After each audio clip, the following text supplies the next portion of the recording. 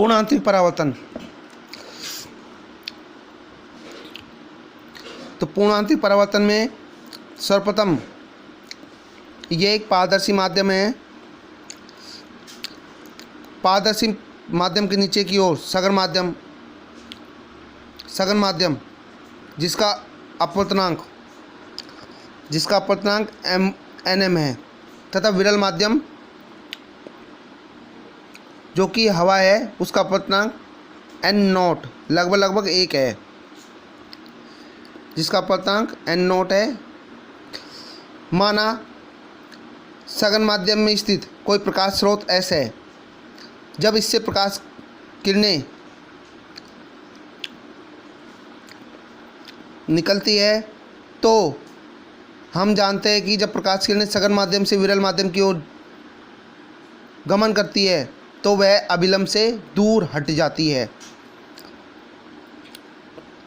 तो मान ला सर्वप्रथम यहाँ पर प्रकाश किरणें आपतित होती है। अभिलंब से कौन बनाया इसने I1। तो अभिलंब से क्या हो जाती है, प्रकाश किरणें दूर हट जाती है, अभिलंब से दूर हट जाती है। ये एंगल R1 है। इसी प्रकार जब आपतन कोण का मान और अधिक बढ़ाया जाता है, तो इस स्थिति में इस आपतन कोण का मान पहले से अधिक है तो अपवर्तित किरण का मान और अधिक बढ़ जाता है। ये R2 है। इसी प्रकार यदि आपतन कोण का मान इस प्रकार बढ़ाया जाए कि अपवर्तित प्रकाश किरण का मान 90 डिग्री हो जाता है, तो उस एंगल को क्रांतिक कोण कहते हैं। क्रांतिक कोण, क्रिटिकल एंगल। तो वह स्थिति जिस पर अपवर्तित कोण का मान 90 डिग्री हो जाता है तो वह क्रांतिक कोण की अवस्था कहलाती है। अब यदि आपतन कोण का मान क्रांतिक कोण से भी और अधिक किया जाए तो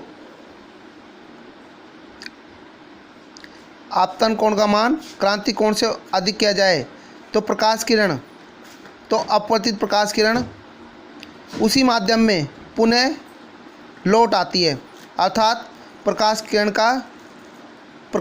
का परावर्तन हो जाता है। तो यह घटना ही पूर्ण आंतरिक परावर्तन कहलाती है। चूँकि हम जानते हैं कि स्नेल के नियम से साइन I बटा साइन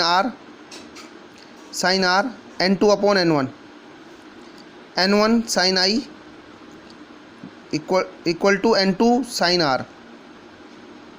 R। चूँकि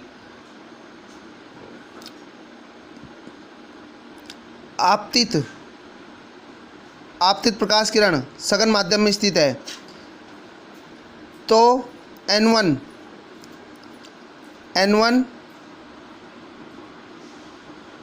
का अपवर्तनांक nm होगा, जबकि दूसरे माध्यम में प्रकाश किरण का अपवर्तनांक n0 होगा।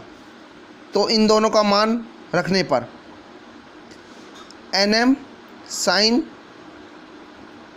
I equal to n0 sine R। पूर्ण आंतरिक परावर्तन की घटना के लिए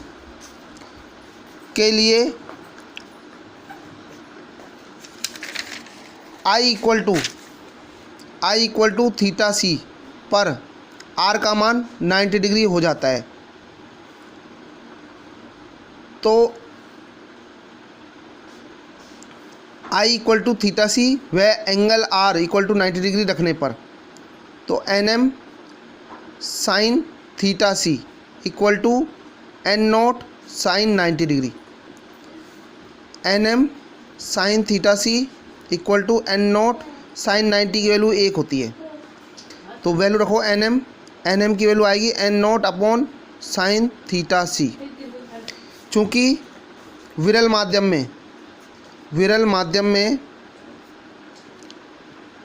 में हवा का अपवर्तनांक एन नोट लगभग 1 होता है, अर्थात एन नोट लगभग 1 रखने पर एन एम 1 साइन थीटा सी।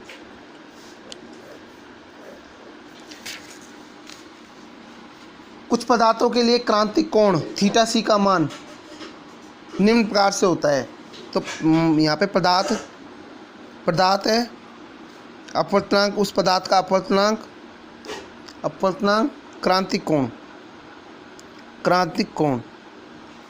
तो पहला लेते हैं जल के लिए अपवर्तनांक 1.33, जल के लिए क्रांतिक कोण का मान 48.75 डिग्री